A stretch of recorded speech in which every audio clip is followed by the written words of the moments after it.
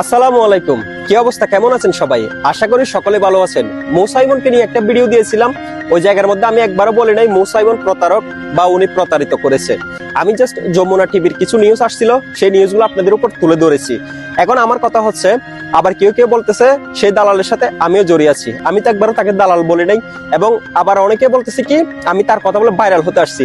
ভাই আলহামদুলিল্লাহ, এই পর্যন্ত তোমার সার্ভার যতগুলো মানুষ আমাকে চিনে সব আমার বয়সের কারণে চিনে, তার নাম ধরে আমার ফরিতে আসার দরকার নাই। এখন আমার কথা হচ্ছে, যমুনা নিউজের যে নিউজ আসছে সেটা কি ভুয়া, সেটা কি আসলে ভুয়া, আমি সঠিক জানি না। আমি পুরো এভিডেন্স নিয়ে তারপর ভিডিওটা দিয়েছি। আর একটা জিনিস ফলো করবেন, মুসাইমন ইতিমধ্যে তার আইডিতে পোস্ট করে দিয়েছে লাস্ট একটা ভিডিও। সেই ভিডিওটাতে সে লাস্ট একটা আমি কি বলেছে, আমি কিছু অংশ মানুষের টাকা পাবে, সেই টাকাটা আমি সময় মতো পরিশোধ করতে পারি নাই, এবং কিছু মানুষকে কাজ দিব বলে সেই কাজটা আমি সময় মতো দিতে পারি নাই। তো একটা জিনিস দেখেন, যে মানুষকে কাজ দিব বলছে, যে মানুষকে টাকা দিব বলছে, সেই মানুষটা কিন্তু ঠিকই প্রতারিত হয়েছে। এখনো পর্যন্ত আমি বলতেছি না সে প্রতারক, আমি শুধু সত্যটা তুলে ধরেছি।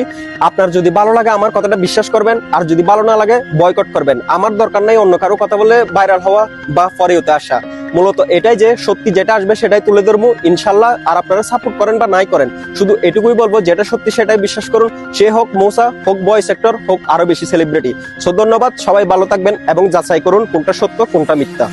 I let her reactivate your hips and push your ass out. Gotta put the roll in so bad I'm gonna pass out. Wanna dig you, then I can't even lie.